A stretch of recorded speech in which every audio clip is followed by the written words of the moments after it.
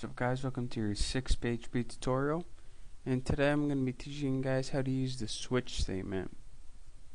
Now what the switch statement is this, it's a lot like the if-else-if statement, but some people think it's a lot easier, so that's why I'm going to be teaching it to you guys today. So let's go ahead and type in a variable. I'll call this country, and we'll set it equal to USA.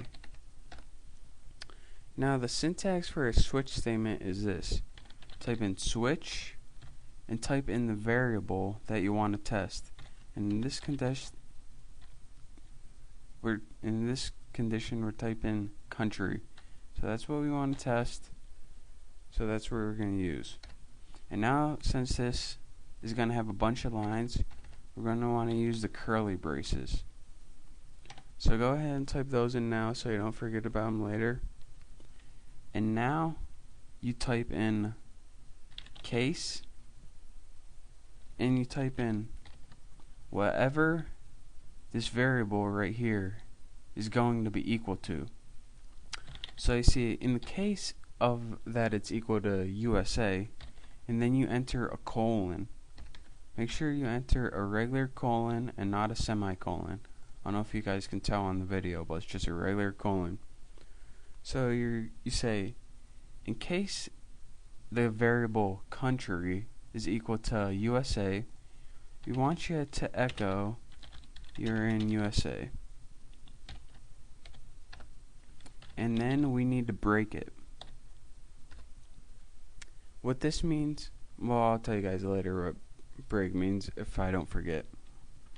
And now you give it another condition. I'll organize this so it's easier to see. Say, in the case the variable is equal to Japan, colon, of course, after everything can be equal to, you put a colon. So in case it's equal to Japan, you want it to echo you're in Japan, colon, and then break it. And then the last case is always default, and this is kind of similar to the last else statement.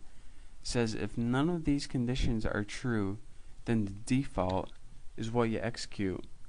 So for the default for this, I'm just gonna echo you messed up, and it's gonna tell us that we messed up.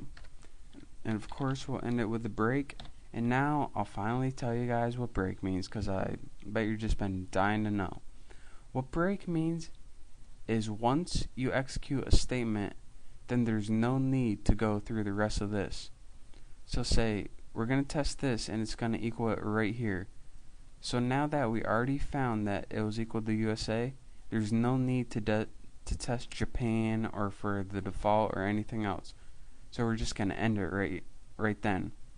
This means, alright, once you get to this and you find something, break it and stop doing the rest of the code because there's no need for it. So right now we have the condition USA and it's equal to country. So if we save it, take a look at it, as you can see it says you're in USA. But what if our condition, our variable, was equal to Japan? Now if we saved it, in the case that is equal to Japan, it should echo you're in Japan.